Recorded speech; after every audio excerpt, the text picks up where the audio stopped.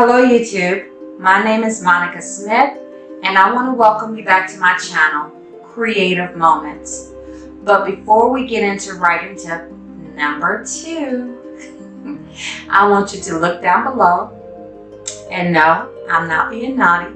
Get your mind out the gutter and hit that red subscribe button. And if you would like to keep up to date with the videos that I upload, hit the notification bell.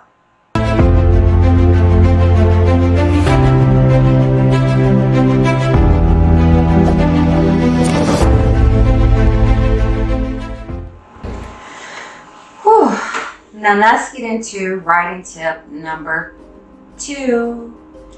The first video that I recorded was write what you know. Now this is the flip side of writing what you know. If you don't write a book about things that you know, then know what it is that you are writing. I cannot stress that enough.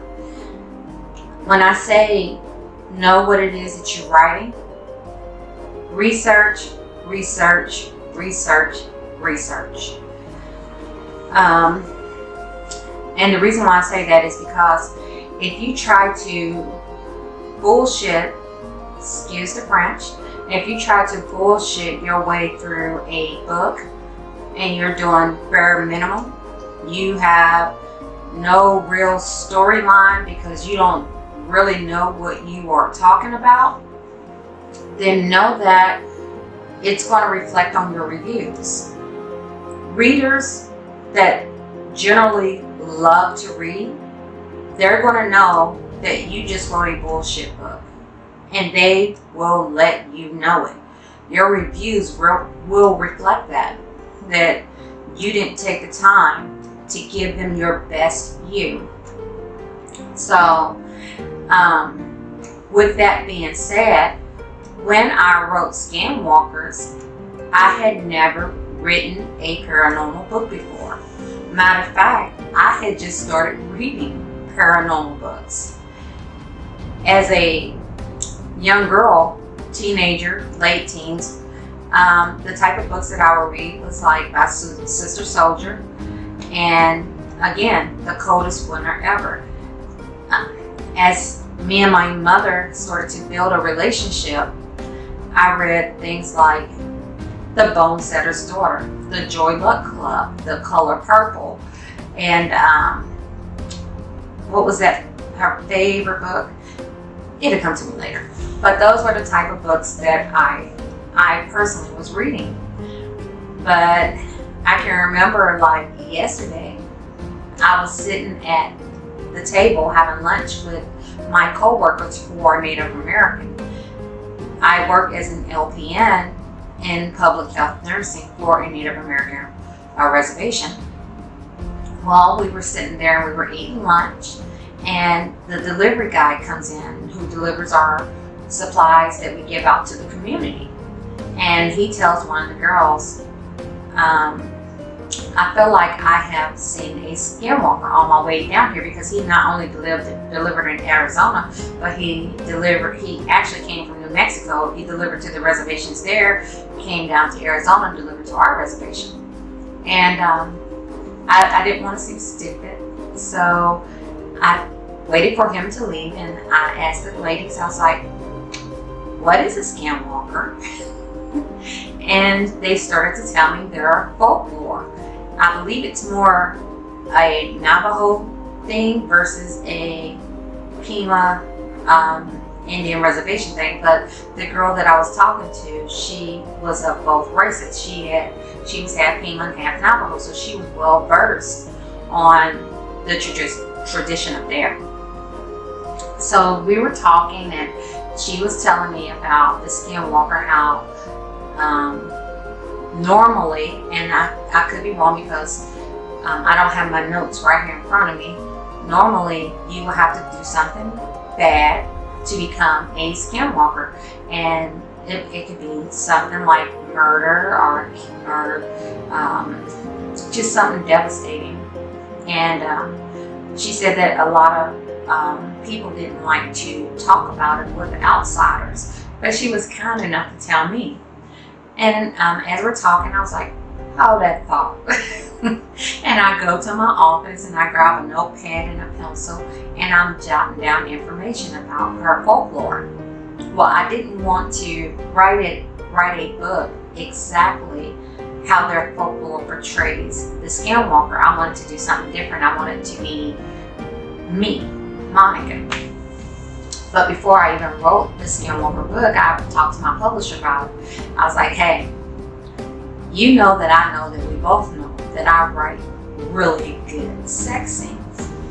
I said, you know, I am a very good erotic writer, at least in my eyes. Some people may not agree, but in my eyes, I'm a very good erotic writer.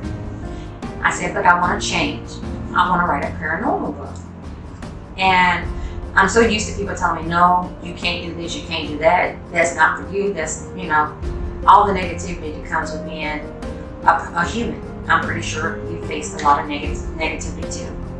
But she went the opposite route. She was like, okay, Monica, if that's what you want to do, I believe in you. You believe in me? She's like, yeah, I believe in you. So I was like, okay, since you believe in me, I'm going to prove to you that I can do this. Even though that you're saying that I can't do it, I'm going to show you that I can do it even though that you believe in me. So I started with reading other Black authors. I am committed to Black authors. Now, I'm not saying that a white author cannot write a paranormal book. They can. They are very successful. They prove this. But I am more of supporting my people. And I want to learn from my people. So I started reading paranormal books by my people. And the first person that I read, because I used to be signed to her publication company, was Natavia, and it was Brick. And it was so funny how it happened because my sister-in-law calls me, ring, ring, ring. And I pick up the phone, I'm like, what do you want? And she's like, Monica, you have to read this story. I'm like, what story? And she's like, Brick. She's like, it's by your old publisher, it's by Natavia.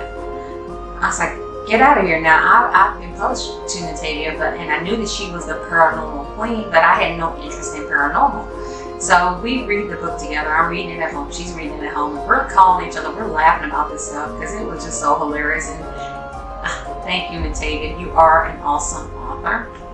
So at the end of the book, I'm like, I like paranormal. So her book it was like totally left field. She did her own thing. She created her own paranormal world because she used gargoyles. And you know I have Louisville, Kentucky country grammar. Please forgive me.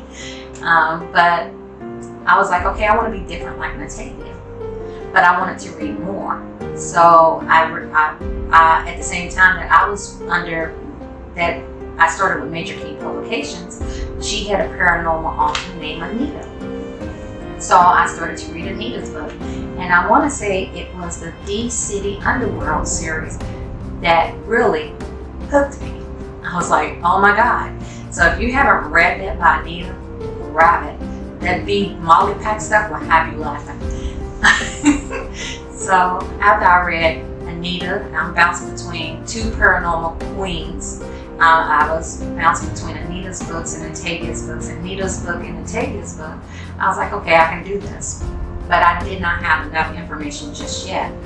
So because I wanted mine to deal with Greek gods and Egyptian history and all this other stuff, Valkyrie, I had to start watching different programs. And I have to grab my cell phone for this one to tell you what type of programs I was watching so that I can have a true understanding of what I was writing, so that I would know what it was that I was writing. See how all this ties together?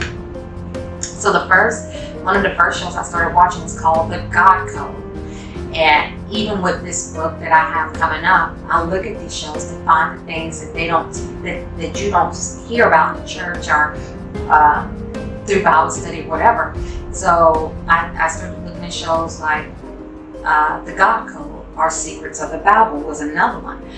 as I was looking at these shows, I was picking out what was odd about these shows. What was the unknown about these shows? And that's what I pulled into my book. Ancient Gods of Egypt. Now, there's a difference between your Egyptian gods and your Greek gods.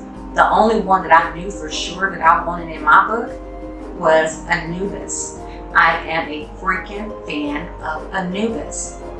Because I'm a nurse and I see people die all the time.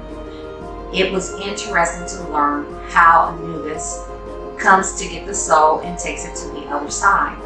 So I knew between that was one part that I needed to know. But I also wanted to know, how do these godly-like people act? And the only way that I can figure out how they act was to actually watch shows. Ancient Egypt was another one, because I had to know what it was like back in their times. What materials did they use to build buildings, and how did they get around? So, back in ancient Egypt, they didn't have a car. They didn't go out there and jump in their Lamborghini and go around the block. No, you're dealing with chariots and stuff like that. You're dealing with boats on the Nile. So it was important that I watched shows like Ancient Egypt, The Quest for Eternity, which was on National Geographic, and the Roman Empire. But know that my research did not stop there, because even though now I have this information about ancient Egypt, I had to go a step further, because my characters were shapeshifters. So with them being shapeshifters, I had to start watching Animal Planet.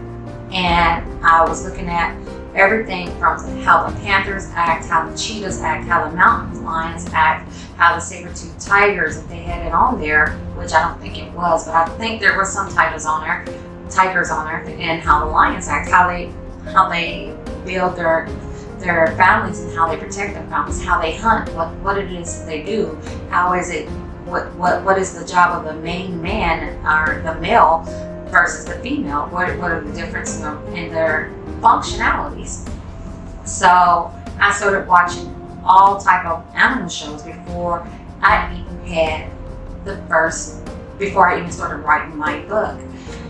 And it was just amazing, because once I got through, I had pages and pages and pages of information, because I needed those so that I would have a reference to go back and forth while writing this book, so that I can give my readers the best book possible. Now, once I told my publisher what I was doing, I started reading books by different authors. I started watching animal shows. I started looking at all the ancient Egypt stuff, all ancient Greece and Cleopatra and all that great stuff. Once I felt like I had enough information and a binder full of information, I decided to sit down and write my book, because now I know what I'm writing. So it came easy for me to put it together. So if you don't take anything away from this video, take this away. If you are not writing what you know, take the time to know what you're writing. You will be a better author. You will write a better book. You will get better reviews, and you will be proud of your craft. If you have any questions or you have any comments, down below, people. And we're not talking naughty, nasty Monica stuff. Hit me up down below. I will answer all your questions. I will tell you how I got to where I was going and whatever other information you need to know. Until then, you have a blessed day.